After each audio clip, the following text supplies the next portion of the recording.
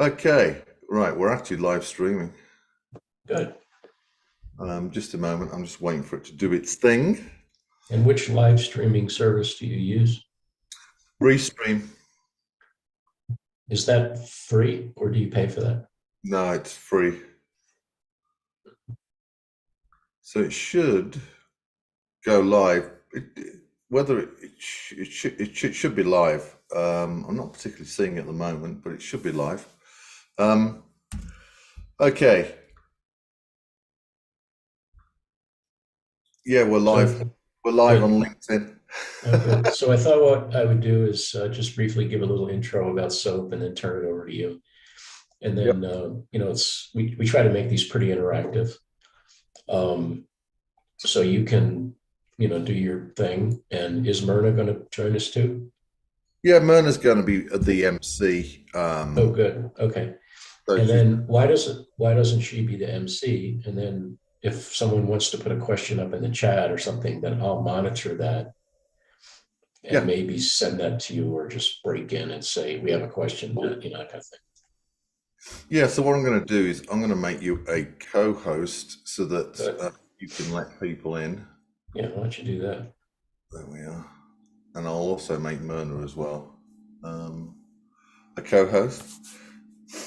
Hello, Good. everybody. We're just getting ready for the event if you're watching the live stream. And I'll hit record at the start, so we've got everything kind of going at the start. And will it tell you how many participants there are?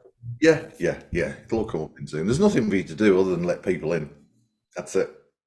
Yeah. It's kind of automatically. Oh, good. Maria's going to be joining us as well, which is great.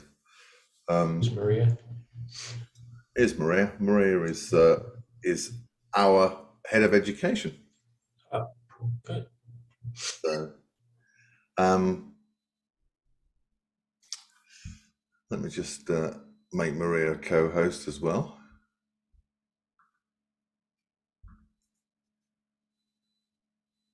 I think this is a much better platform than Vimeo. I just did one and just didn't work. Yeah, Restream's pretty good actually. You can get 2 streams for free, and all you do is configure it into the Zoom webinar, and then basically, it does its stuff. Yeah, that's great. It's Yeah. great. Yeah. Hi, Maria.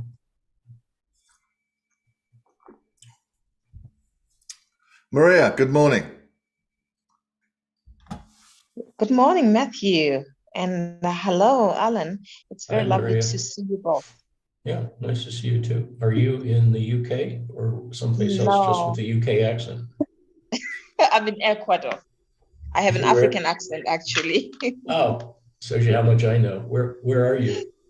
I'm in Ecuador Oh, in South cool. America. Yeah, Oh, yeah. which part of Ecuador? I'm in Vilcabamba, actually, Hmm. right in the middle of the mountains. Wow, that's interesting.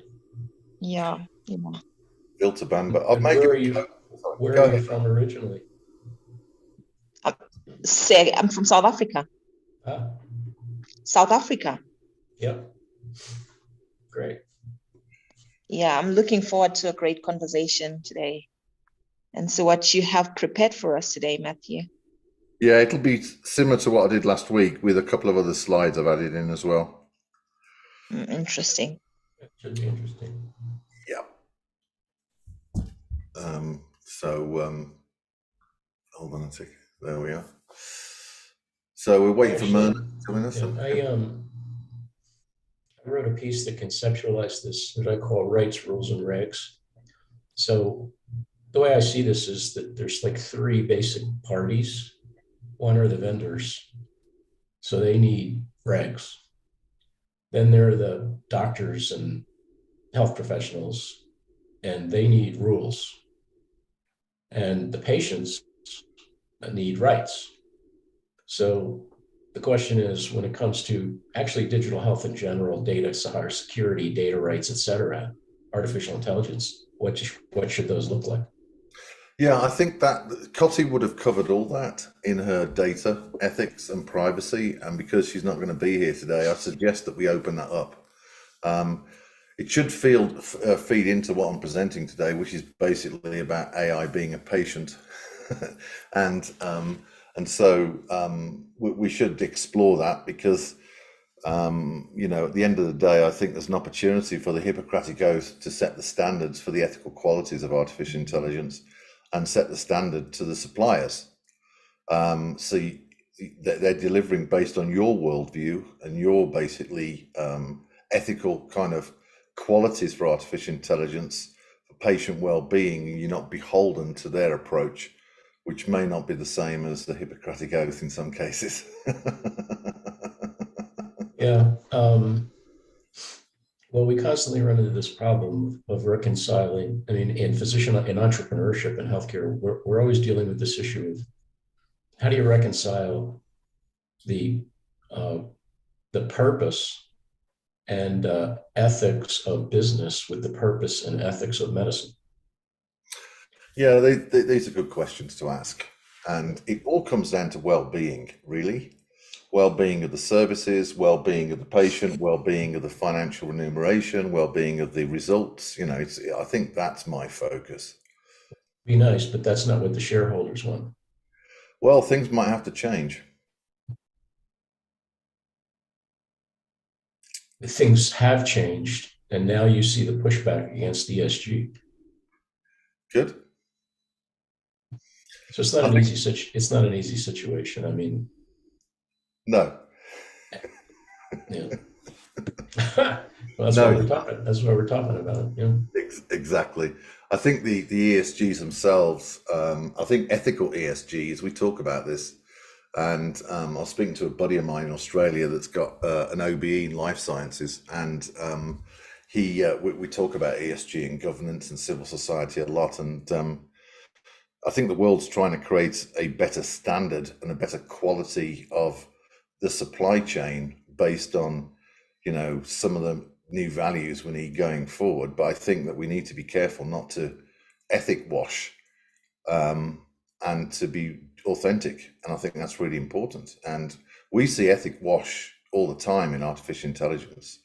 So things like responsible AI and trustworthy AI are effectively an ethics wash, really. They're not really authentically aligned with human intelligence and how it's expressed itself. So, but anyway, you know, we do our best, right, Alan? No. As I say, I just push the rock up the hill and notice what's happening. Right, exactly. So how do you define ethics wash? Something that's not authentically aligned with the truth of what ethics are and their origins. I see. That's what I would say. I see. Sort of like greenwashing or sports washing or whitewashing, or, you know. Exactly. And it's not very popular in the AI industry, but at the end of the day, they're going to realize they've got off to a full start, and hopefully they'll understand that the new formula we use, that NASA experimented with, you know, we know it works. So we've got someone called Alexandra Krisnayak joining us. So Alexandra, are you with us? Alexandra. Yeah. Coming twice. Hello, Alexandra.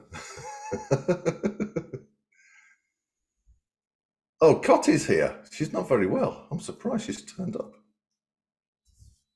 Hello, sorry, I have microphone problems on my computer, but I'm really waiting for this meeting. Thank you. Yeah, where are you coming to us from, Alexander? Budapest, Hungary. Oh, cool. Budapest. And are you a doctor, a technologist? What are you doing in Budapest?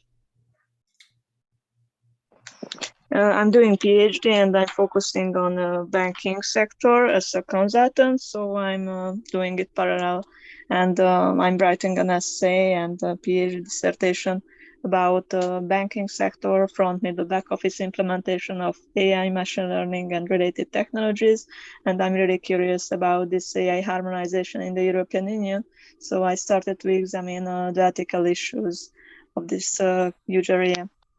Right. És akkor jó reggelt, vagy jó délután kívánok, és nagyon örülök, hogy megismerkedünk.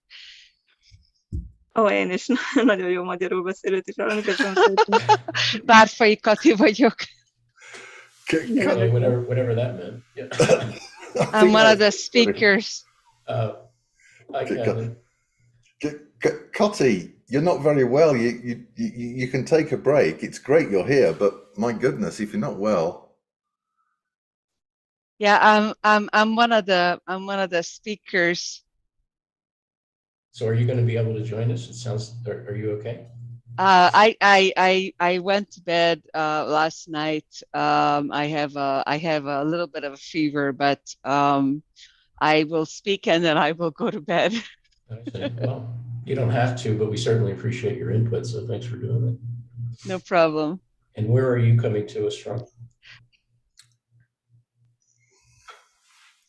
So I work for Intel Corporation. I'm a senior principal engineer in California, and I specialize in artificial intelligence and data engineering. I am work around machine learning and data engineering, especially around the kind of the joining of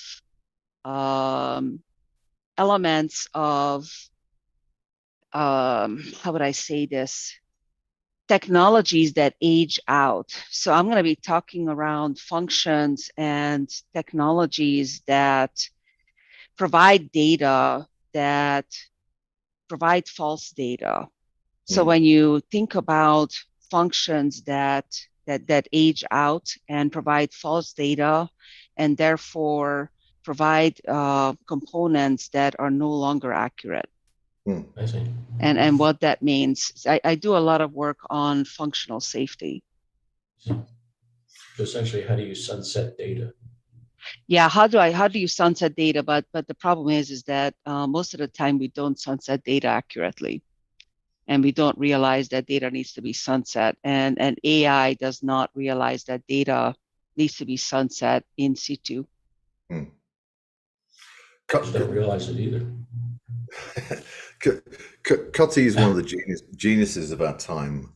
She's got many patents, Arlen, in AI and edge compute and data centers. We're probably using some of those patents today. Yeah, and I've done a lot of work with Matthew on ethical AI. I'm looking forward to what you'll have to say. So it's 7 o'clock. I think we should get started. If that's okay with everybody, you want to turn the recording on? You read my mind. You read my mind. Good.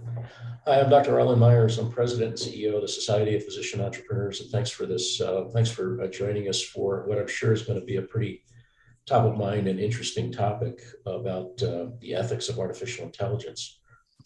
Just to give you a little background about the Society of Physician Entrepreneurs, we're basically a nonprofit global biomedical and clinical innovation and entrepreneurship network. We're an open network, so you don't have to be a health professional to join us, as evidenced by many people on this call. So we have technologists, engineers, scientists, investors, entrepreneurs, et cetera. And our mission is to help members get ideas to patients. So if you have an idea or you want to help someone who is trying to get an idea to a patient and you need education, access to resources, networks, mentors, experience, peer support, non-clinical career guidance, then I would encourage you to join us. And I put the link in the chat. So without further ado, the ground rules for this basically are we have some pretty high-powered folks that are going to talk about the ethics of artificial intelligence, but generally we want this to be a conversation. We don't want this to be just death by PowerPoint. So if you have a question, that just whenever, then raise your hand, and then you can unmute yourself. If you are not speaking, please mute your microphone.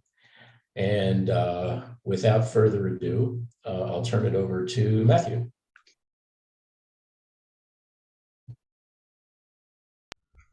Good morning, everybody. I hope everybody's doing well this morning. You've got your coffee cups charged. I would ask that Arlen and Maria can let people in. That'll be great. That will help me. I'm Matthew James Bailey, president of AIEthics.World, and there's going to be a couple of talks today. One is from myself, and the other one is from Cotty Walcott, who's a genius from Intel, who's a specialist in data ethics, ethical AI, and lots of other technologies that she's patented that we're using today, probably. So we're looking forward to the conversation, and thanks once again for joining us today. And Arlen, we want to thank you for the opportunity to speak with you and your network today. And so let's get on with the first presentation. Right, just a moment. I've a couple of things I need to just do. Right, okay. So today we're going to be going into a journey of discovering the prescription for ethical AI through something called AI ethics. And this is about looking at artificial intelligence as the patient, and how do we create and measure the well-being of the patient so it's aligned with our cultures, our values, and more importantly, it is dedicated for the diversity of our humanity to thrive. So this is a very simple equation that I use, but it's one that stands up, is that when we look at biological intelligence or human intelligence, we can see that this is based on, and this is a very simplistic term, so for all the wonderful, clever doctors out there, I realize that humanity and biology is far more complicated than this, but there is an equation we can use for human intelligence, which really is about life experience, which is data, that trains our biological algorithms that run on our brain computer and other kinds of distributed computers that we computing that we have within our body, that effectively creates human intelligence. So we're able to learn through life not to touch something hot. Through life, we learn how to communicate with others. We learn our values. We learn what our talents are. We're able to reason. We're able to fall in love. And so human intelligence can be seen as this very, very simple equation. And artificial intelligence has been created in our image, which uses the same equation or equivalent equation, which is training data plus learning algorithms or machine learning algorithms and different types of aspects of machine learning that run on a computer. And artificial intelligence itself learns about tasks and how to serve particular industries or particular applications. It's an equivalent equation. And so our goal is to align these two equations so that human intelligence thrives, biological life thrives. So before we dive into our patient, let's look at the different ages of artificial intelligence. Today, we're in the age of narrow AI, which is what I call the logical machine, which is the logical aspect of our brains that's able to make decisions very, very quickly. It's very mathematical. It's very logical. And that is a huge wave of innovation that we're seeing across our world, where narrow AI is in our computing systems, it's on our phone, it's in our services that we use every single day. The age of narrow AI is everywhere. But we're entering the age of strong AI, which is what I call the contextual machine, which is the richness of our humanity, the richness of our creative capabilities, the richness to be able to reason, the richness of being able to fall in love, for example. And so we're entering this age of strong AI, or what people call AGI, augmented general intelligence. And that is something that's going to move artificial intelligence into a huge phenomenon as it starts to be modeled on and starts to duplicate this, if you like, this other side of our brain, which is really about creativity and around self-awareness and things like that. And when these two merge, the age of narrow AI and the age of strong AI, where the logical machine, the contextual machine, start to become integrated into a wholesome equivalent to the human brain, then we're looking at the age of super AI. And the age of super AI, some think, will be the most prominent intelligence on our Earth. It's where artificial intelligence can rewrite itself and advance at quantum speed to be able to keep on progressing beyond human capabilities and human intelligence. I absolutely disagree with that. I think consciousness is the most interesting intelligence that we have on our planet and will be for a very, very long time. But one of the data points to be aware of is that it's predicted by people like Ray Kurzweil, with probably about a 75% confidence rate, that by 2029, artificial intelligence may have some kind of self-awareness. And that, it'll be different to human awareness, but it will have some awareness of its existence. And so that's only 6 years away. And so it's imperative that we get this ethical foundation for artificial intelligence incorporated in its life cycle, so that when it wakes up, it understands our humanity and says, how can I assist? Rather than actually saying, delete humanity. And there's two timelines that are running that are polar opposites for the human species with artificial intelligence. The first is a technology singularity. And this really is about transhumanism and merging machine intelligence into organic intelligence. And this is what we call machine autocracy. This is where we outsource our sovereignty to machines, saying, you are the most intelligent thing. I am effectively subservient to you. And this is where our biology is deleted. I was on a show recently with a neuroscientist, and he was saying that basically, as machines start to be integrated into the brain, then the brain will cease to function in certain areas and actually remove some of those capabilities. So effectively, with the technology singularity, we're looking at biology being deleted, and I don't think that's very good at all. The other timeline is where humanity thrives, and this is what I call the cultural singularity, and we'll discover that together. And this is very much human-centric. This is about a balanced machine partnership, where humans are working with machines and machines are assisting us in innovation, in creating new services, in creating new systems to help us to leap beyond the challenges that we have today. And this is all about the sovereignty of biology and the sovereignty of life to thrive. So when we look at how do we bring these two equations together, then really the quality of our humanity will determine the quality of artificial intelligence. And so AI is a mirror back to humanity, and it's asking, what are your values that I need to understand and embody and incorporate within myself in order to serve those values, those ethics, those moral principles for humanity to thrive? And so AI is challenging and potentially will put humanity into an existential crisis to actually consider, what are the values we have today? Are they relevant for us to go forward? What are the new values that we want to take forward for humans and the human species to grow and evolve and develop, that we must put into artificial intelligence? And so we need to understand that we ourselves are being challenged on what are the qualities of our humanity. And really what we're looking for is these two algorithms to thrive, right? We're looking for the human biology to thrive, and we're looking for AI to understand how to assist us to thrive. And it's all about the human body, mind, and spirit thriving, right? So we have a responsibility to give AI an understanding of what our humanity is, for it to understand that we're a species that develop. We're not static, we evolve as individuals, we evolve in our cultures and our societies. We are naturally part of this expansive force of the universe flowing through us. And we also, as I said previously, is that we need to be clear on what the human qualities we're putting into artificial intelligence, so it's aligned with our humanity. It actually ensures that we're free and not oppressed, and actually we're growing as a human species and not being deleted. Matthew, we have a question from Mark. Yeah. Mark, can you put your video? Yeah, there you go. Tell us. Right. I normally talk.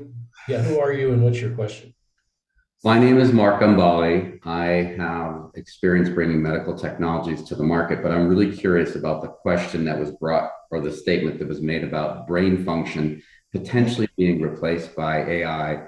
What is probably the biggest brain function that you're worried about being replaced by AI? Can you give an example?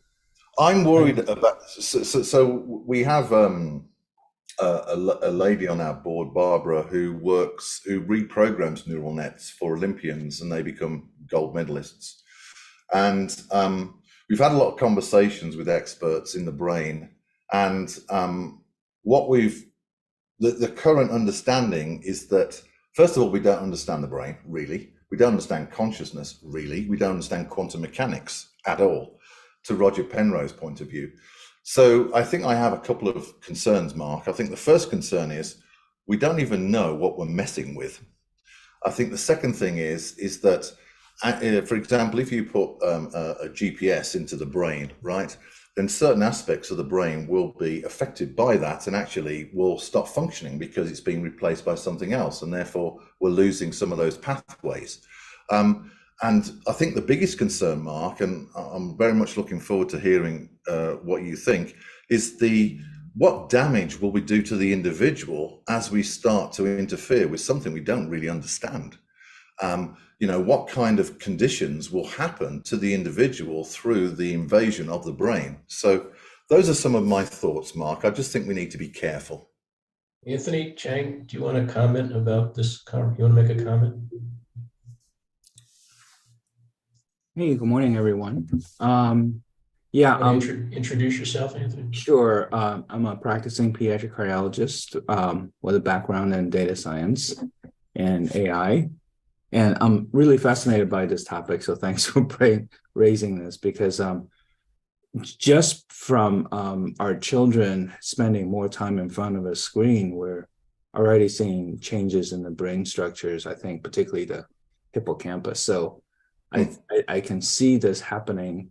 And I'm worried that especially not so much with image interpretation, but especially with decision support, that we may start to see some atrophy or change in the frontal cortex, which is the most critical part of our brain. So I think it's a really, really important discussion point.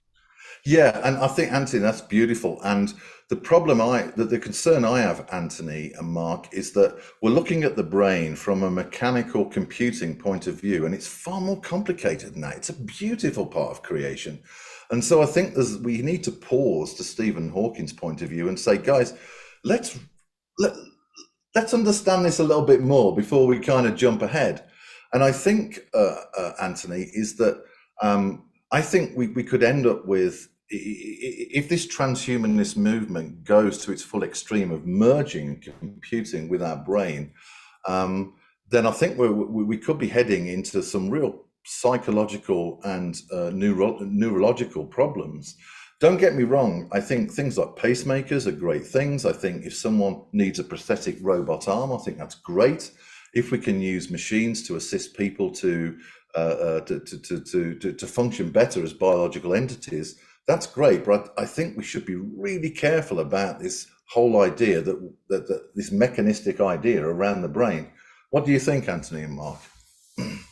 Well, one thing I would say is that as the brain is processing data, 90% of communication that the brain takes in is from actual physical tunes and physical body language. I'm just curious whether some of that might go away from a sensory perspective if AI gets in the way. A patient can't clearly talk as much about how they're feeling or thinking, and therapies themselves might not be brought to the table that would be relevant.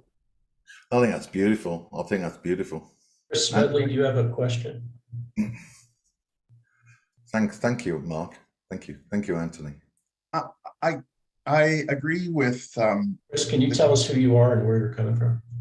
Sure. My name is Chris Smedley. I'm the CEO of Digital Habitats, and I do a considerable amount of work in artificial intelligence and conversational AI types of scenarios. So Matthew and I have had some previous conversations that take perhaps a more nuanced view of this, in that I would agree that we should have concern about what are the potential unintended effects of technology and merger. I'm also speaking with him about how we can examine existing structures for cognitive biases and compensations, and the underlying idea being that we are looking to prepare singularity-ready digital minds at the end. So it's not a matter of deleting biology necessarily.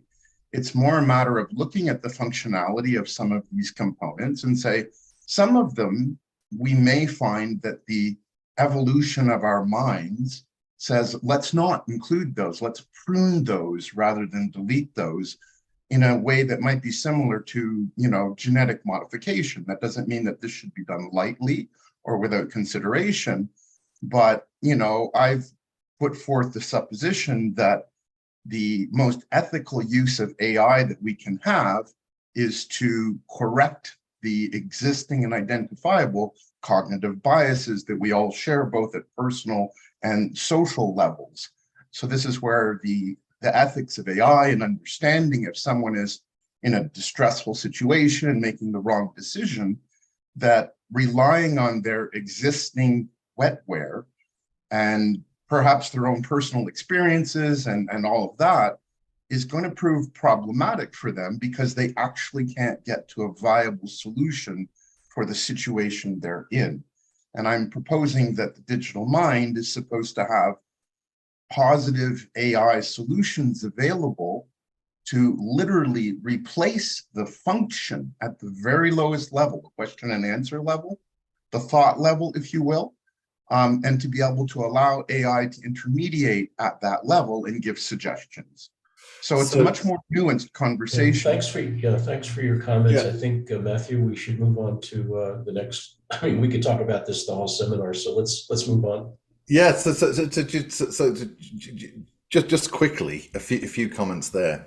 I personally think we have an opportunity through the age, like for example, ChatGPT. I think that we're entering a new age of creation where new capabilities of creative capabilities will develop in our brain, what Aristotle calls a superhuman. And that's without invading the brain at all. I think we need to be careful, Chris. But you and I are aligned on a lot of things. The second thing is that, for example, Parkinson's disease, you can put a little vibrator back on, I think it's on the hippocampus, and that can actually assist with that very simple thing can actually assist with helping someone with Parkinson's disease. But even then, Chris, just simply putting a vibrator into the hippocampus still can cause catastrophic side effects for the individual. And so I think there's a lot for us to understand, if that's okay. So I'll carry on, but Chris, you and I are aligned on a lot of things. Okay, let's go back. Okay, thanks for the questions, everybody. This is good. Right, okay, let's go back to, there we are. Okay, so where we're at today is, as we look at a patient, we need to understand how well is it doing. What kind of symptoms are we seeing? Is it doing well, or does it have problems? And clearly, during the last decade, we've seen some huge problems with artificial intelligence, with facial recognition, misidentifying people, and particularly in London. The police force in London, I'm sorry to say, I'm a Brit, misidentified 2,500, mostly males of a particular culture, as kind of criminals, and that was horrible. And also with chatbots, we've seen, for example, Microsoft Tay become racist within 24 hours, right, way back in 2016. And also Blenderbot recently, last year, also became racist. So we're seeing some real issues. And Rajiv Malhotra, he's on our board.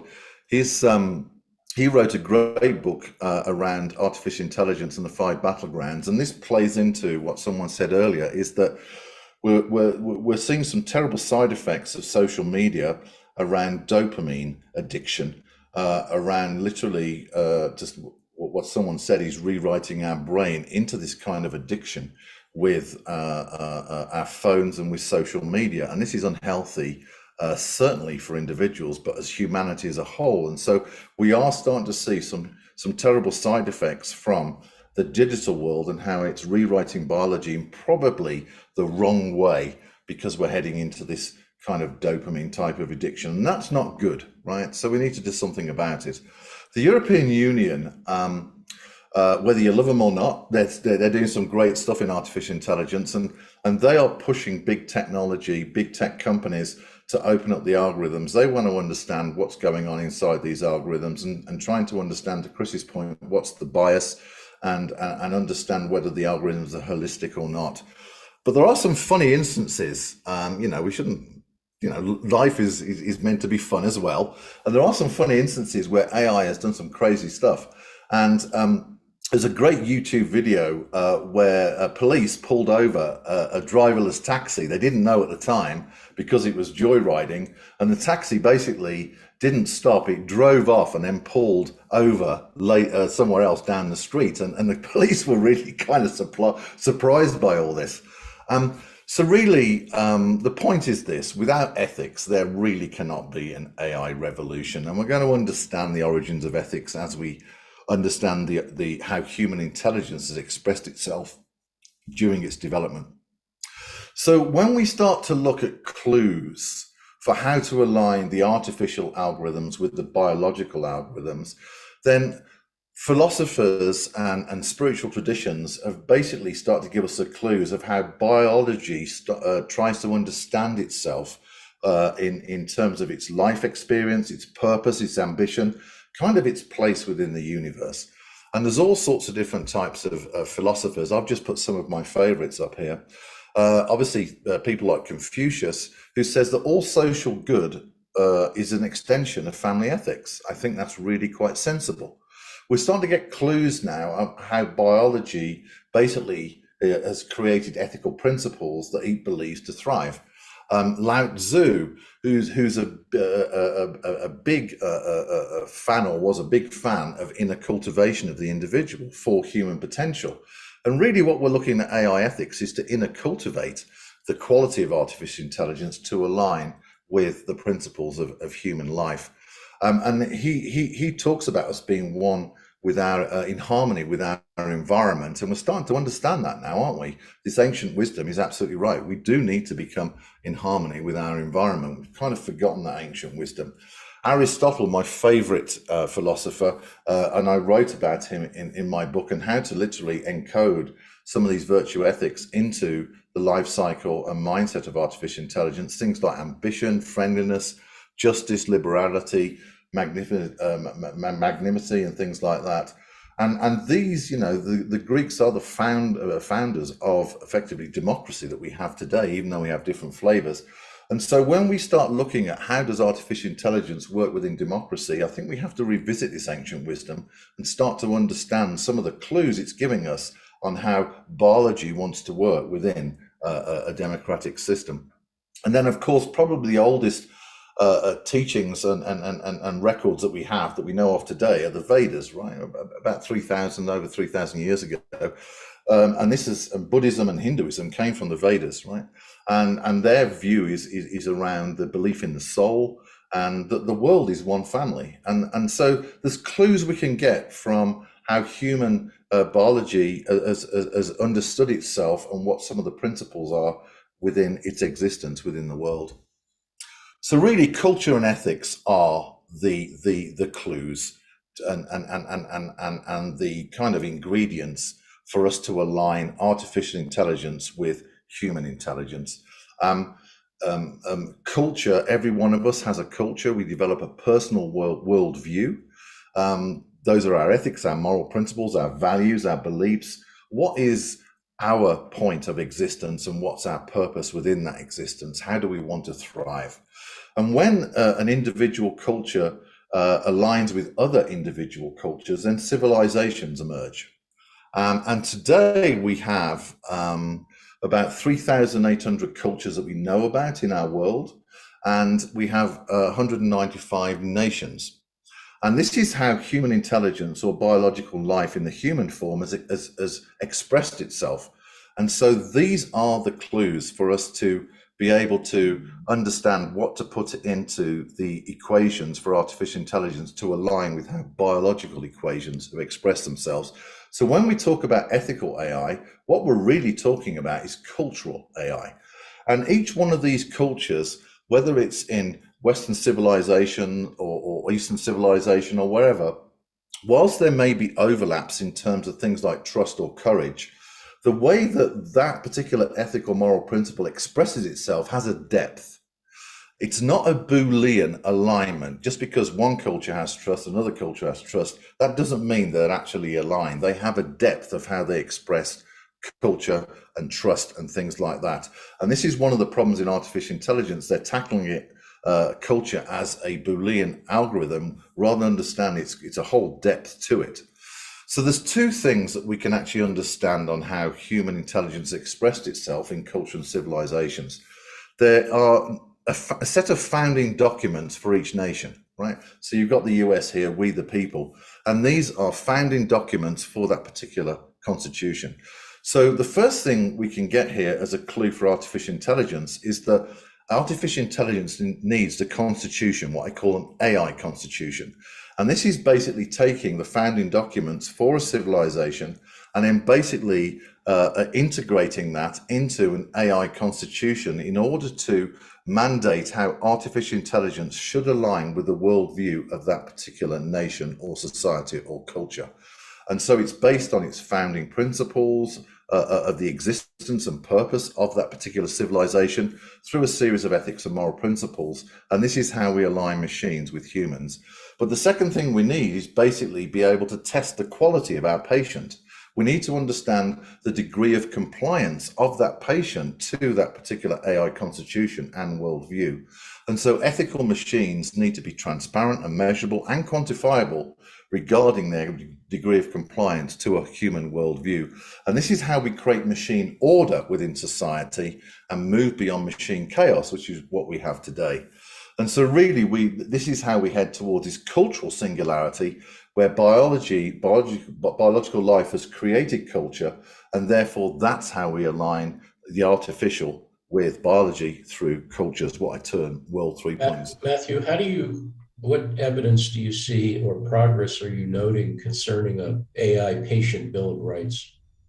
So a couple of things. So first of all, people can check out the NASA report on our website and what they did with experimenting with this. And we've used the methodologies that I'm going to start to introduce you with a number of organizations. In the US, they have the AI Bill of Rights. This is not based on the US Constitution, so that's a curious question. But they have started to say, look, we need some kind of Bill of Rights to align machines based on the current administration's view of the world. And so we're starting to see this. In Montreal, they have a Montreal Bill of Rights. But and other countries are looking at this, even the World Economic Forum have a Bill of Rights, which is interesting. But what they're not doing is going back to the founding documents for that cultural collective, and that's a misstep. And what they don't have, which is what I'm going to reveal later on in the slides, is how to measure the degree of compliance of an artificial intelligence to that particular set of principles in an AI constitution. So to answer your question, Arlen, we are starting to see this. I first proposed this in my book that was published a couple of years ago, and people are starting to follow this. But what the problem we have, Arlen, is that societies are not going back to their founding documents. And so I think there's a misstep.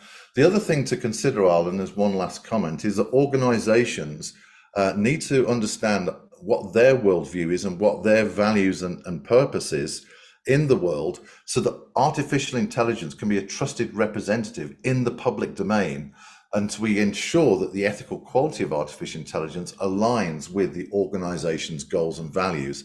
And that is also something that is going to become very, very clear over the next few years. Okay, why don't we move on? Thanks. Shall I carry on? Yes, please. Okay, good. Okay, good. Great. Thank you. All right.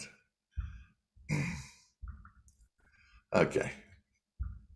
Right, back to this. Okay, great. So the prescription for our patient really is ethics, what people call AI ethics, but we need to be careful here. It's about ethics.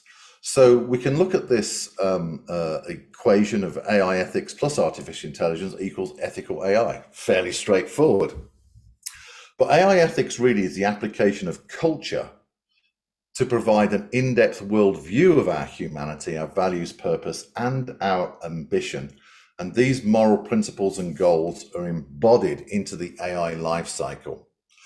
So the whole point of prescribing AI ethics through an AI constitution is this cultural alignment of artificial intelligence with a human worldview. And our goal really for this patient to be healthy is a meaningful and a harmonious partnership for humans with machines. And so this is how we align the human with artificial intelligence. So I thought I'd use ChatGPT and be a bit, do something a bit unusual, and I hope people are okay with this. So I asked ChatGPT this question: if you put Aristotle's 11 virtue ethics within the artificial intelligence lifecycle, what would happen? And I include one more in my book and in our thesis, which is compassion. I think compassion's huge. And that does play to the Hippocratic Oath, I think. So ChatGPT said the ethical quality of AI will be greatly improved. Well, that's great, okay? And if we deploy these virtues, such as wisdom and justice and others, then these are the qualities that any artificial intelligence would strive for. And its overall conclusion is that using these virtue ethics would benefit humanity as a whole. Now, we need to be careful with what ChatGPT says, but we're starting to get some kind of data points here around how artificial intelligence does view this kind of approach to incorporating culture, ethics, and virtues within its mindset. But one of the things that's really, really important here is that we can't forget data ethics, okay? Data is that oxygen that gives artificial intelligence an understanding of its context and purpose. And Coty will speak to this in a profound manner. This is what she's leading around the world, is the purpose and destiny of data and artificial intelligence are profoundly intertwined. And so therefore, their ethics are also profoundly intertwined. So I'm going to... Can I interrupt you for 1 second? Yeah, Ginny Castleberry, can you come online?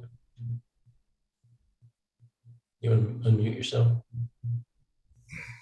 You need to unmute your microphone, Ginny. Sorry about that. I'm running around making breakfast for my daughter before she goes to school. So good morning, everyone. Good to see Arlen. Yeah, good to see you too. So Ginny, tell people what you do. Where are you working? You bet. Yes, I work for the Iliff School of Theology on the DU campus in Denver, Colorado. And I work in their innovation lab, which is not about graduating seminary students. It's about offering well, for example, AI with ethics. We do a review to make sure that your AI is ethical because we feel we've been at the intersection of spirituality and social change for about 130 years. So 2 quick things. Arlen wanted me to mention the intersection of religion and AI. And then as we move forward, one thing I'm thinking, Matthew, as I'm listening to you is as a country, we can't even agree on what to teach in our schools when it comes to culture. So I'm super concerned, how are we going to figure out things as important as how our bodies interact with AI and our brains? So that's just one point I'll put out there without getting too political.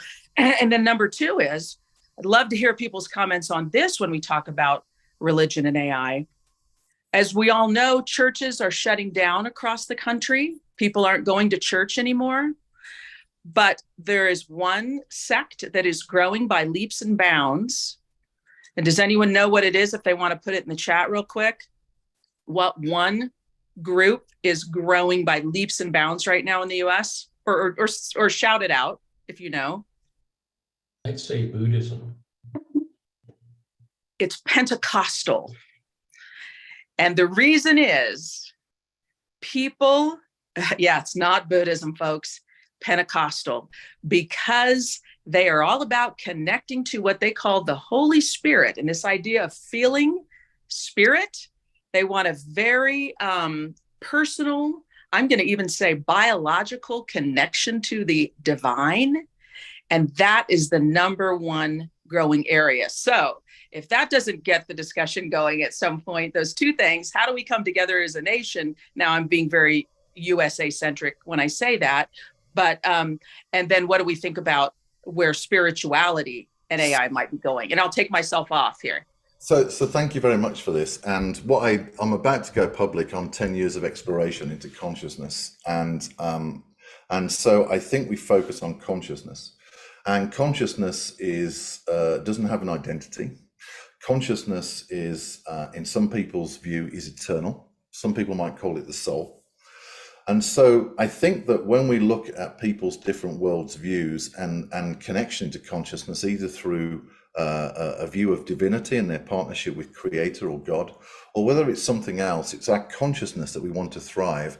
and the individual worldview of the particular individual or group. That's where I think we start. I think personally, Ginny, we're in this wonderful universal experience of creation. We ourselves are modeled on what I consider is a reflection of the universe. Our carbon itself was incubated in star systems for hundreds of millions of years in order for life to thrive. I think we're in an intelligent universe. And I spend time with different religious groups. So I spent time with some of the global leaders in Buddhism, talking about how do you want to incorporate your worldview into artificial intelligence, and they talk about Buddha nature. So I think that people's personal view, whether it's through their consciousness, whether it's through a religious worldview, which is absolutely fine, or whether it's through a different type of worldview, I think we want all these to thrive. When it comes to your first question, how do we bring the country together? I think we have to start at the community level. And so this is why we have these 50 states that have their own founding documents, that have their own freedom to a certain extent to self-govern and determine their culture and their worldview and their partnership with artificial intelligence. So I'm just about to have an article published where I talk about how to do this in smart cities. And so to your point, Ginny, I think this has to work at a local level. I think there needs to be freedom at the local level. I think the future of effectively the new architecture for distributed governance is at the community level. And I'm talking about what Jordan Peterson talks about here, a kind of new type of self-governing hierarchy. So those are a few things to share with everybody. Great. I want to ask one more question, then I want to give the other panelists time because she has a lot to offer. So how do we reconcile the desire to use AI for social good with rampant, and some would say getting worse, greedy capitalism? Yeah, so as we go through the rest of the presentation, you'll start to see that the measurement of the quality of artificial intelligence is going to be really, really important here. We need to measure the quality of the patient, don't we? And we need to measure the quality of the patient based on a particular worldview, whether that's through the Society of Physicians and Entrepreneurs, whether it's through a church or a community or a state, doesn't really matter. We need to have local empowerment. We've never lost control of artificial intelligence, but we can set our own standard so that the suppliers of artificial intelligence have to comply with our worldview and our ethical quality conditions. Is that okay? Okay, let's move on. Okay, great. Okay, let's see if we can get to the rest of this because Cotty Woolcott is an absolute genius, so we need to go through with that. Okay, just a moment, please. Let me just share my screen. Okay, here we go. Can everybody see that? Yeah, and just so you know, we're going to run this till 8:15, so we have. Yeah, can everybody see my presentation? Can people see my presentation? Sorry? Yes, we can see it. Great. Okay, good. Okay, so so this is the ethical AI futures methodology, and this is the methodology to prescribe well-being inside artificial intelligence. So how you can do this is that every human civilization or culture or society has a set of founding documents, okay? And that is at a national level. But each organization will have its own set of founding principles, mission, and purpose. And so from those founding documents for human biology, for communities and groups, for their collective, that's where we input into the AI constitution and how to align machines, artificial intelligence, with the worldview that we have from our founding documents. And this is where we basically define our ethics, our moral principles that describe our worldview on how we want machines to assist humanity to thrive in our environments and also maybe with animals too. We mustn't forget them. And so once we have our AI constitution, what we can use then is something else we've invented called the Ethical AI Certification Maturity Model, which basically is able to measure the ethical quality scores of particular statements in an AI constitution. And from there, we're able to measure the degree of compliance of an artificial intelligence to a particular AI constitution and its worldview. And this enables us to have confidence that when artificial intelligence is deployed in physical societies, whether in our local communities, nationally, or across the world, or even into space, like we did with NASA, then we have confidence that artificial intelligence is aligned with our world view. And so this AI constitution is a living document that's created by a civilization or organization that codifies its worldview by a set of ethical and moral principles for AI. Now, there's a lot I can talk about here, and we don't really have time. This is part of our AI Ethics Ambassador class certified training that we do with individuals and businesses around the world. But one of the key things to say here, this is inclusive and multi-stakeholder. So we basically make this easy to understand so that anybody can come and participate in creating the AI constitution. It's not just for the AI experts or the AI experts, but we even had librarians at NASA involved. We had all sorts of different types of people that may not be experts in AI, but they are able to basically use this methodology to participate and contribute.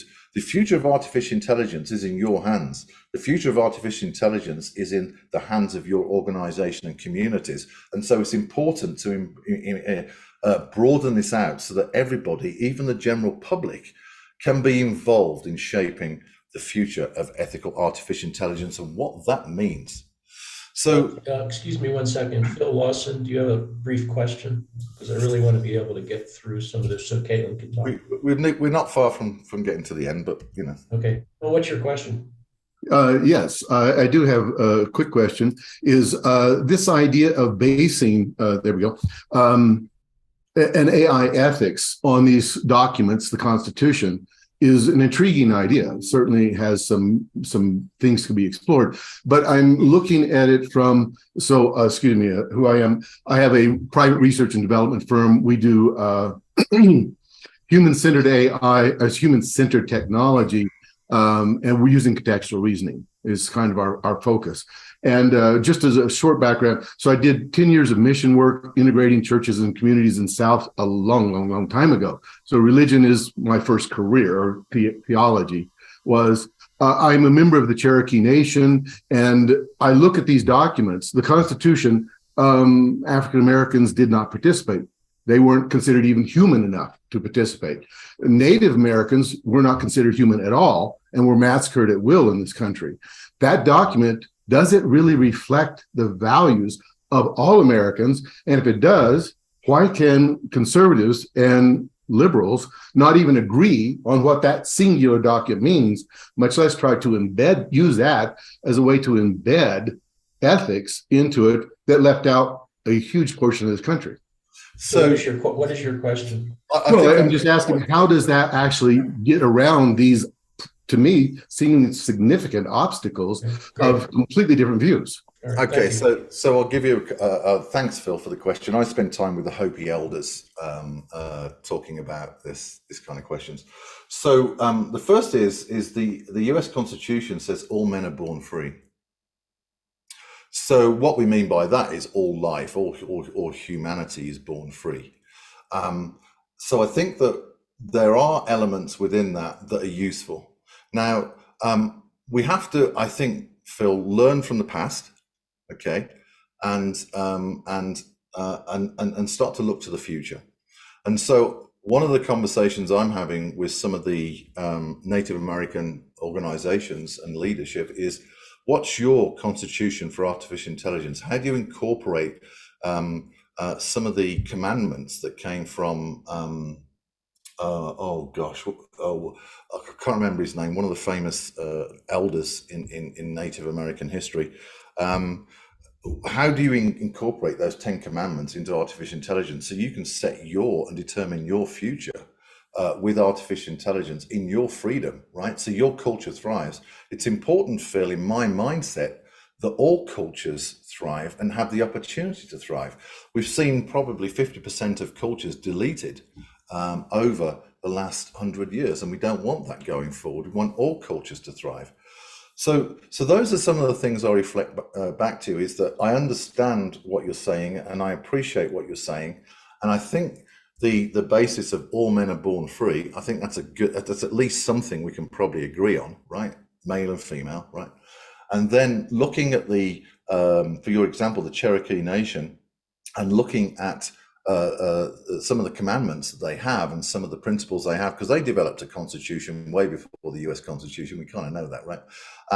And so how do we incorporate that in artificial intelligence so that you can be free and control your future and ensure your culture is no longer deleted? Phil, those are just some of my thoughts. Hey, how about if we move on? We have about 20 minutes, 30 minutes, something. All right, I'm going to rattle through, so I'm not going to basically take any more questions because we need to get to Cotty. Sounds good. Okay, right. I'm going to rattle through this at a fast pace. Okay, great. All right. So in our constitution, we'll have a couple of set of cultural principles. There's a few here. Things like AI shall protect and nourish the well-being of people, honor the diversity of human cultures, ensuring equality amongst social status and lineage. But we can also look at other types of statements that are being made in types of AI constitution, such as for organizations. Artificial intelligence shall be a trusted public representative of an organization reflecting its values and goals and those of its customers. These are really important. The US AI Bill of Rights says something like, one of its 5 principles is, you as a US citizen should be protected from unsafe or ineffective systems. They have no way to measure this, and so that is going to be interesting. But they can use our methodology. Or with NASA, an AI shall comply with NASA's mission and vision, both on Earth and in sky. So these are just some of the examples of what you might put, and you can dive down and break them into subcultural principles as we discuss this. So the problem we have is we can't measure the health of our patient. Today, artificial intelligence is opaque. It's not really quantifiable. So when we ask an artificial intelligence, for example, in the US, what is your ethical quality? And we'll get a system error.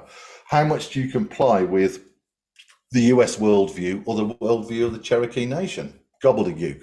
We need some way of measuring the health of our patient. So just briefly, many of you will have heard of Alan Turing. He set the Turing test. No AI has passed that. That is basically assessing the human qualities of an artificial intelligence and to understand whether it's equivalent to that of a human. What myself and Cotty have done in AIEthics.World and Intel have invented something that focuses on the ethical quality of artificial intelligence.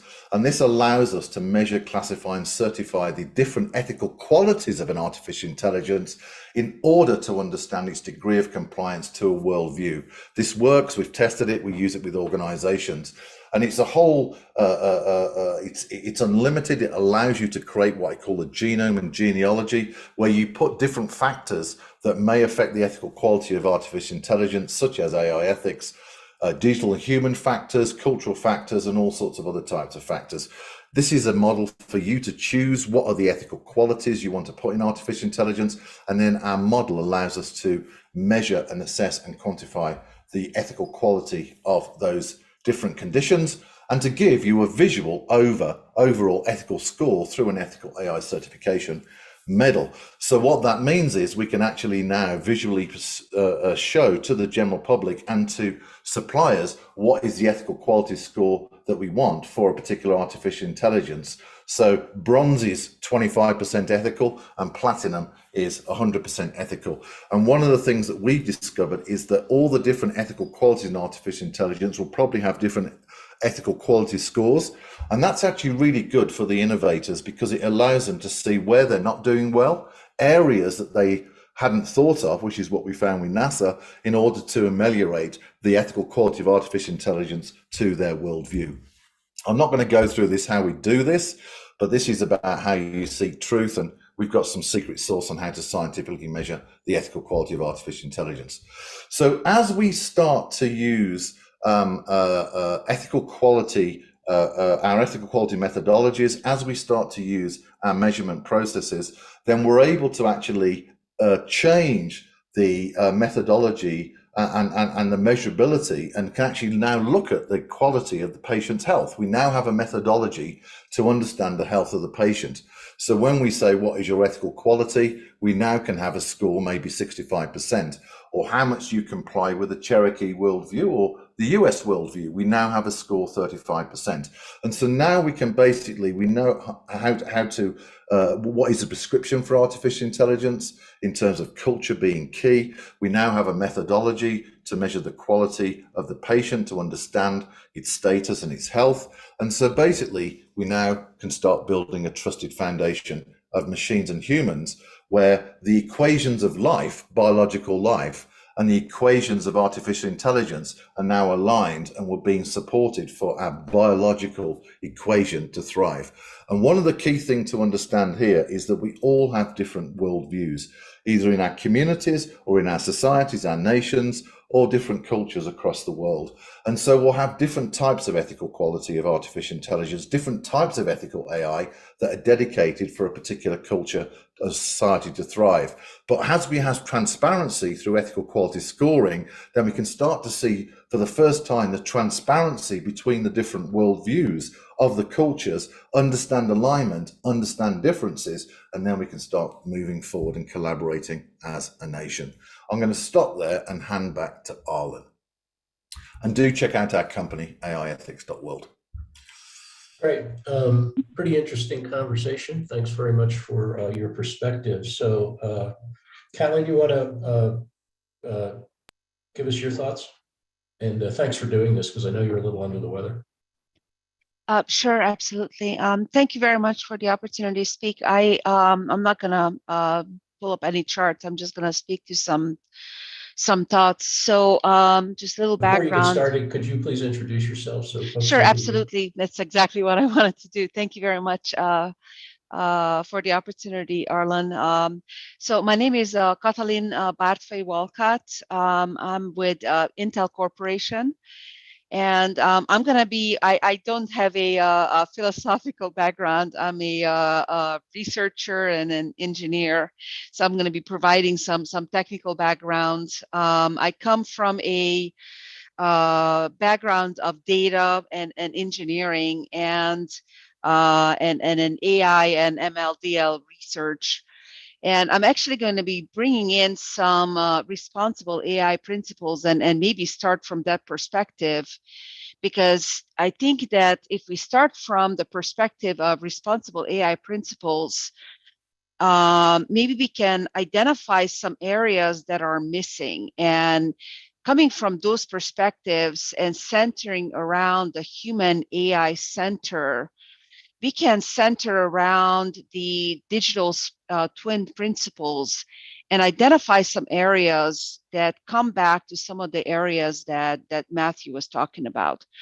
So if we look at the responsible AI principles, which is governing our foundation of ethical AI, let's talk about what are those.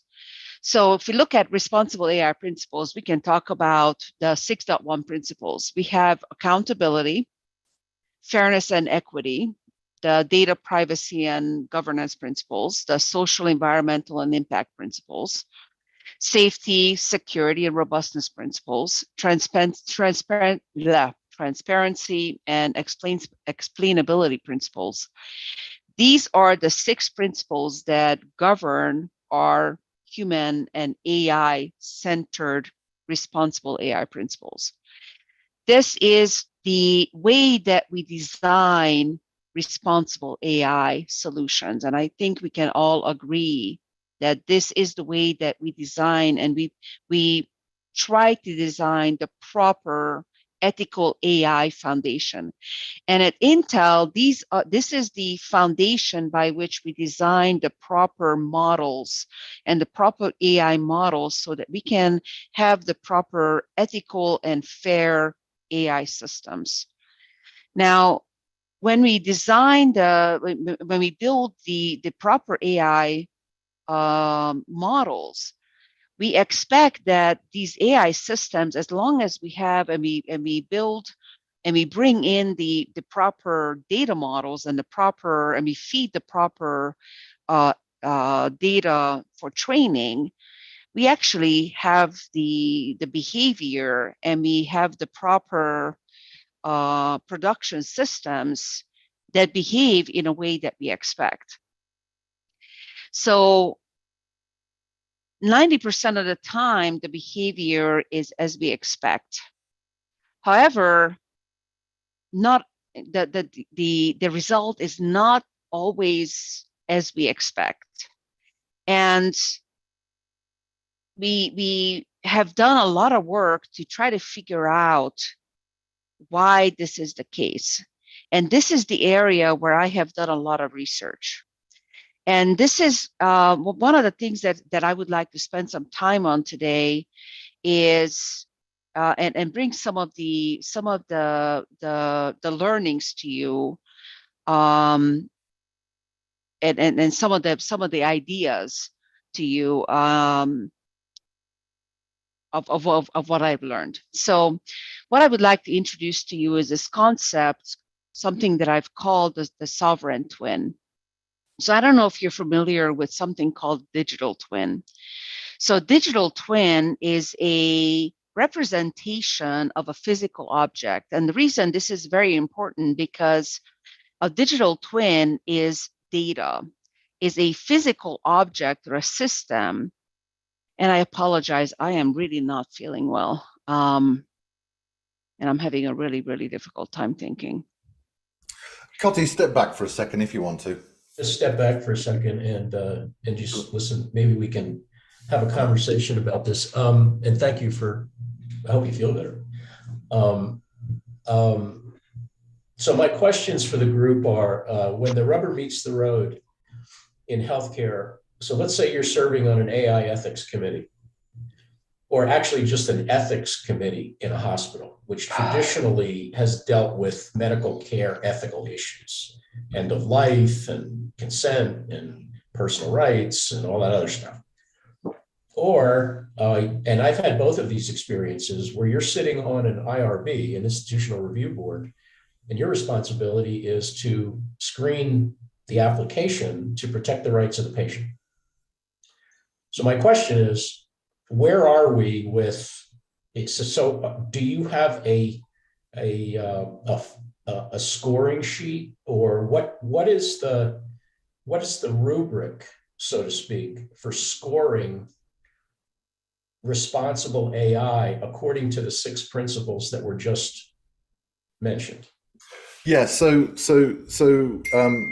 we will, if we had time, we would have gone into a deep dive into how to identify and measure the ethical quality of any aspect of an artificial intelligence and its degree of compliance to a worldview. What Cotty was about to get into is that responsible AI and trustworthy AI are a false alignment of ethics. And what we have to do is go back to the truth, which is basically starting with our humanity and our culture. That is where our ethics and moral principles come from. So there's a huge misstep in the artificial intelligence industry around responsible AI and trustworthy AI because they're based on basically the digital world and they're not based on the human world. And that's where we need to start. So one of the things you can do, Arlen, is any type of artificial intelligence can go through, we can basically take those 6 principles, we can create what I call an ethical AI genome and genealogy, and then we can basically start to look at the different ethical aspects, and then we can measure through data sets the actual, and then score each one of those 6 principles in a depth, right? Not just a Boolean 1 or 0, which is what these guys do, but in an analog depth. And so we're able to do that. We're able to actually put the power Arlen back into the boards that you're talking about to be able to properly score and scientifically measure, is this responsible AI truly ethical? And then how are you assuring compliance or measuring compliance, and what do you do if they don't comply? Well, this is where purchasers of artificial intelligence need to set the standard for the AI industry. This is all about determining your future and not being beholden to the worldview of others. And so I think, Arlen, what we're looking at is a re-understanding of our sovereignty to say, this is a supplier, this is the standard. So we may give them a gold ethical AI medal coin, right? The coins I was showing, and say, that's our ethical quality in all the aspects of ethical conditions. That's what you have to meet, right? So you may give a gold coin to your CEO of your supplier and say, That's our standard. So a challenge. Yeah. Chris, do you have a question? Chris Smith? Yeah, Matthew, as I understand it, looks like you're really trying to align the ethics with each worldview to be self-consistent with that worldview, right? Right. So I'm all about freedom and sovereignty. I'm about equality. I'm about, yeah. So I just wanted to, I put a chat question in, and that is, let's assume for the sake of conversation, there's a number or series of numbers on the metrics. Sure. How do you do cross worldview validation, rankings, comparisons, combinations? Which system works best, Klingon or Vulcan? Right. So first of all is that we haven't got time to get into this, but we realize there needs to be ethical AI standards, right? And so I think standards are really important, but I think we need to take a fresh look at what ethics are. We need to take a fresh look of how to align the artificial algorithms with the biological algorithms, and we need to define what I call a genome and genealogy, of a standard template that can be used across many different worldviews that has a scoring mechanism. And I write about this in my book. And then basically we're able to basically look at the different scoring in that genome and genealogy of an ethical artificial intelligence and then compare worldviews. And transparently, we move beyond the BS, right? This Boolean, you have trust, we have trust, therefore we're aligned, into the truth of the depth of culture. And that's really, really important, because if culture is, and I believe it is, and I haven't had any pushback across the world yet, but I may be wrong, that if culture is how biology has expressed itself, both at the individual and at the community and group level, then that must be the key. And that must be effectively the template that we must use to look at different worldviews, Chris. Mark Gambale, I'm sorry, Chris, did you want to make one other brief comment? Just one short thing. Matthew, I agree with the non-Boolean conversation. Is what we're also not talking about probabilistic, as in this is a simulation and validation, you know, weighting of AI engines sort of thing.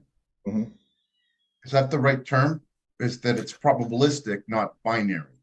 Yeah, it's probabilistic is a very good way of looking at it, but it's also it's also deep statistical analysis as we start to identify the data sets, some of which don't exist yet, Chris. And so there's a whole innovation around, for example, one of the conversations I had with Rajiv Malhotra is, how do we measure Hinduism in artificial intelligence? What are the data sets that we can bring from Hinduistic experiences in society in order for those to feed into the ethical quality of AI? Exactly. And my earlier comment is, we need to have a manifest, if you will, for that to say it does good in these areas. Here's the bonus points. Here's the features. You know, with any sort of philosophy that you bring in, you need to be able to see if that worldview is right for you. You know, yeah, it's all about. I'm all about. If I look at democracy, I see things like equality, sovereignty, and liberality. And I'm going to say something really, really, probably it may surprise people. I do not believe in equity. I believe in equality, sovereignty, and freedom. I think equity is a misstep.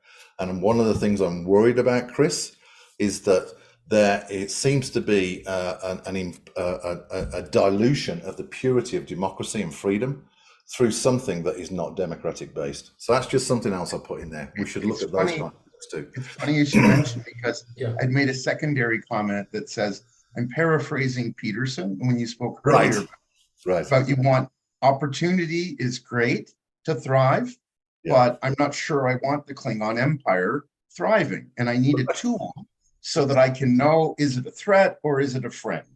Right. And that's where the probabilistic nature of trust kicks in. You know, can I trust the Klingons? Okay, so I'm going to exert executive privilege and move on. Mark, I want to ask you a question.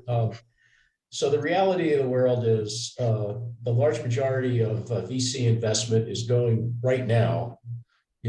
into health, biotechnology, and artificial intelligence. So it's feeding this frenzy. And from a vendor perspective, everybody's trying to get somebody to use it. hospital systems, end customer, whatever. So if we say, well, as a hospital system, we have certain criteria to consider either buying, piloting, onboarding, experimenting with your technology. And they have a list, not the least of which are cybersecurity issues and does it actually work? How much brain damage is it going to be to institute this thing? Is it a platform solution versus a point of care solution? So to get rid of all, so just from a vendor perspective, if a hospital system says, here's our AI, responsible AI policy, and we're not going to consider you unless you get the good housekeeping seal. So what is going to be your response to that? So the question is, help me out with the question. Sorry, Ollie. The question is, a responsible AI policy is great, but you're dealing with capitalists. And my question to Mark or any other vendor in the group is, what would be your response to that? Like, I'm the CEO of University of whatever hospital, or the CFO or the chief nursing officer, whatever. I'm a member of the buying group. And I'm saying, look, we see 10 of these a day. Sure. How do you deal with that? How should you deal with it? What's the response, Mark? So I have a response. This is a great question. As a person that's brought medical technologies to the market, I love the conversation because as a vendor, we'd love to show how our solution can actually provide value and support their mission, and being able to leverage data from the platform and provide it to the hospital for outcomes. That's a win-win-win. And I've seen one company as an example, Zoll Medical. They've been using AI for measuring the heart for years. Being able to take that data and provide it to the hospital organizations is valuable. And the more we can level up those data sets and put algorithms on top of it, that's how we can really improve patient outcomes based upon historical data. And from the perspective of so I'm involved sort of in this stuff too, like you are. And basically, we're talking about 3 or 4 members of the buying group. We're talking about operations people, clinical people, and finance people. There's other stakeholders, but when you're pitching to the buying group, those are the folks. I mean, the IT people sort of have to make this work and sure they have a say in it. But at the end of the day, the decision is either clinical, finance, or operations. Right now, it's give me a solution so I can find people to take care of patients and keep them. That's the top of mind problem for CEOs of hospital systems now. Number 2, how do I keep the heat, light, and electricity on? Number 3, how do I cut costs? Number 4, how do I avoid cyber hacking? So those are the issues they want you to solve. The problem is they all have different incentives and they all have different KPIs. They have different values. They're looking at different things. How do you deal with that? Well, it all comes down to the outcomes that are measurable. I love what Matthew said in terms of a gold and a silver and a bronze ranking of what's going on. Without standards today for what's needed for medical technologies, I think it's going to be really open-ended in the beginning. I don't think that criteria is as relevant today as to the cost benefit of a new solution, because you're right, the healthcare system is really stressed from a cost perspective, and providing value is really important for being measurable. I don't see this as becoming a huge hurdle today, but it's going to become a hurdle where there might be a third party that measures the ethics of AI of one platform versus another, but it's too early to get to that still. And then we get to standards institutes, like who creates those standards? Is it ANSI? Is it ISO? Is it, et cetera? I mean, there's a million of these. So, and then are you really going to comply? And if you don't, who cares? So anyway. So this is something that Coty and I have done. We've created global standards bodies that have set new momentum in wireless markets, edge compute markets. And so if I look at the NIST's approach to artificial intelligence, it's document heavy. There is no way other than what we've discovered, as far as I know in the world, that can measure the ethical quality of artificial intelligence. And I'm going to be clear here, responsible AI and trustworthy AI are not ethical AI. They do not come from the same foundation. They come from a different foundation. So one of the questions I think, Arlen, and that goes, and Mark, I'd love to hear your views on this too, is that when I said we're into an existential crisis, I think we are. What are the values that the shareholders want going forward? Is it just finance, or is it also finance and well-being of the patient? And then how do we measure that? So it's a bit like a new type of ESG score, even though I'm not a huge fan of those, but you know, their purpose is trying to be good, is that maybe we're looking at those new values that we take forward, where we measure success and outcomes, Mark, with new values. And actually we start to progress as a human species into something that actually, you know, creates new wealth in a different way, if you understand what I'm trying to say. Yeah, that makes clear sense. And when you look at medical technologies today, there's so many that are extremely similar, but when you have this new approach and thought process, that'll actually, from a company perspective, differentiate one from the other and almost secure their position in the market as a leader. So I actually see this as an opportunity to create more value and also remove companies that are not as relevant or products that are not as relevant. Good. Thanks for your comments. Myrna, do you have a comment? Can you guys hear me? Yeah. Go on. Okay. There's a conversation going on in the chat that I think is really compelling. Phil and Arlen have commented about this, and I think it's really important. Would love to hear your thoughts about it. It's the pace at which ChatGPT is taking over, and the companies are in this big race, right? With Microsoft taking it over and Google now integrating it into search. I mean, I think the ethical issues are just skyrocketing very quickly here in this topic. And also what I think with recently, some of the results of the AI, the ChatGPT, have been that it wants to be human, and there's a lot, we're crossing a lot of lines now, right now. Can you guys address that? I can certainly provide comment, but why don't we offer it to other people, Arlen, as well, to contribute? So you're, just to be more specific, your question is, Myrna? Yeah, my question is, I mean, I'm just noticing this, how the pace of AI through ChatGPT is going through the roof, and that it's also going off the rails to some extent. Phil commented on it as well in the chat. If anyone's comments about that. Well, I'll be brief. From a clinician perspective, it's our responsibility to avoid technology adoption errors. This is a big subject. And by that, I mean, you don't do what you're not supposed to do, and you do what you're supposed to do, but you don't suffer the type 1, type 2 technology adoption errors. You do something you shouldn't do, and you don't do something you should do. So my friend Anthony always makes the point, what's going to happen when you don't use AI? And you should. Well, when will it become the standard of care, so to speak? So I think this falls under the rubric of how do doctors, and again, we're just one of the buying group, the CFO and the operations people and the chief nursing officer and all those folks. But at the end of the day, the grunts in the trenches have to figure out, do we want to use this thing or not? And I don't see this as any different than any other technology or shiny new object that comes across the transom every day.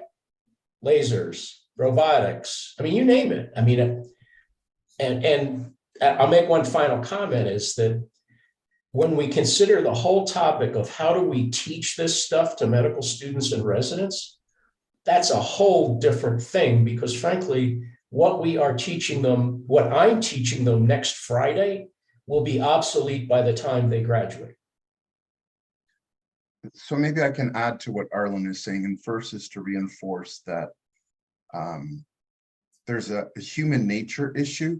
Anything new and shiny gets dystopic, and it gets bifurcated into positive situations, and literally everybody's response is a spectrum.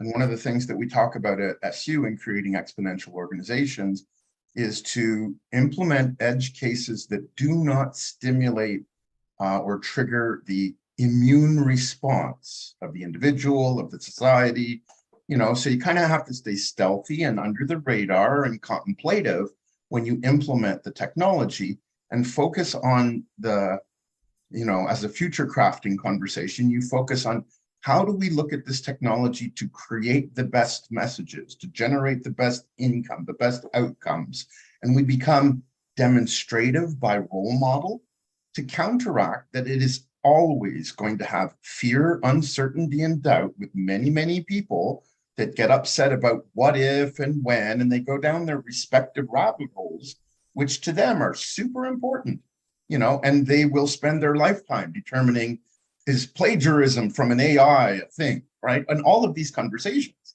But at the implementation level, if we're trying to put these systems in, the idea is to give somebody something that, like the recent generative AI conversations, one of the things that people were talking about was, I don't feel that I can trust the outcome because I don't feel I'm part of the authoring or the publication.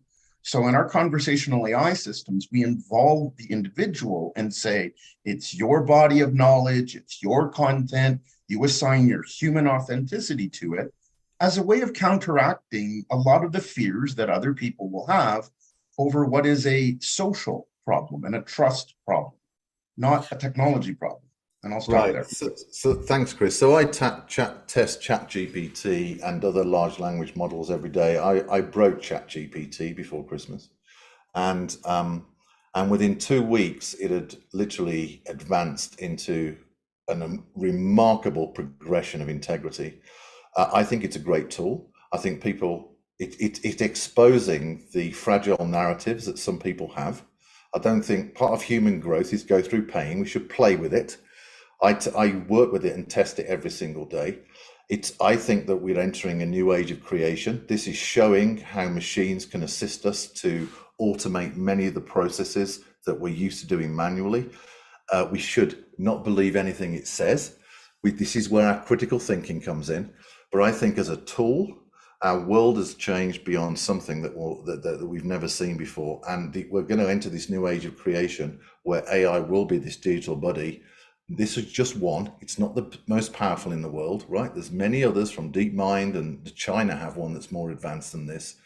Basically, it's a new tool to assist us to be more creative. And that's why I said earlier in the talk that I think that we have an opportunity that our brain will develop more pathways where we become more creative. And I think that this is where Aristotle may have been referring to, who knows, as a superhuman that is able to advance into kind of a new frontier of creativity. So I think it's great. I think you should play with it. I think you shouldn't believe a damn thing it says. But I think it's a great tool to play with. I really do. Alexandra, you had your hand up before, and I'm not sure I called on you. So do you still have a question, Alexandra? Arlen, if I can just step in, because it's so opportune with Matthew in our conversation. I'll sort of point out that we're building something called Storyteller Studio. Matthew knows about the concept.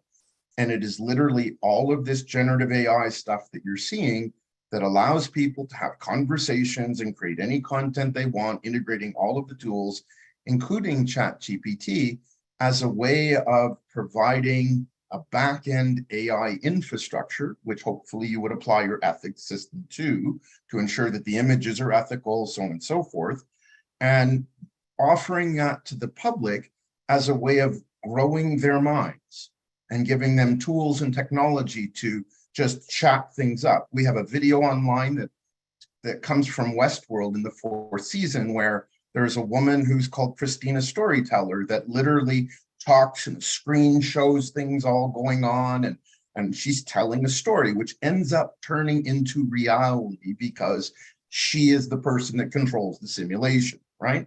So this is the narrative that we're looking at in similar sorts of storylines, holodecks and the like, to create this solution for people. All right, I'm gonna excuse me for interrupting. It's 21 after the hour. We were supposed to end this at 8:15, but I hate to get in the way of creativity. So if you want to drop out, drop out, and if other people want to stick around, stick around. We'll run this thing for another 9 minutes or so, 10 minutes or so, if that's okay with everyone. David Schneider, did you have a question? No, I was just giving a thumbs up to what Matthew said. I see. Okay. Does anybody else have a question that didn't have a chance to talk?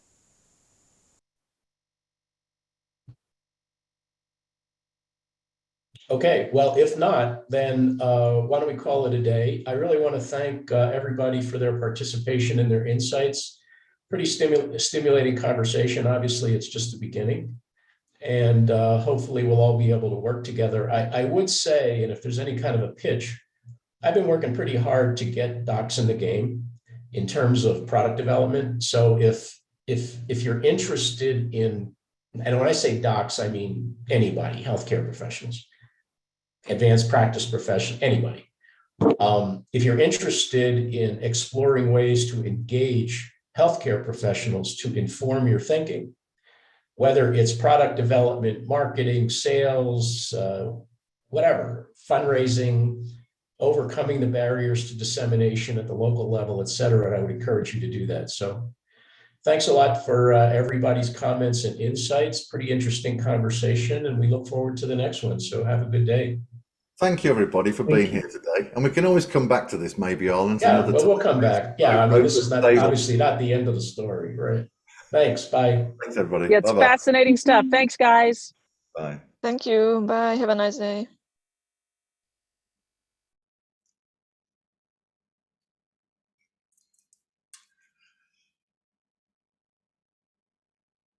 As ever, Chris.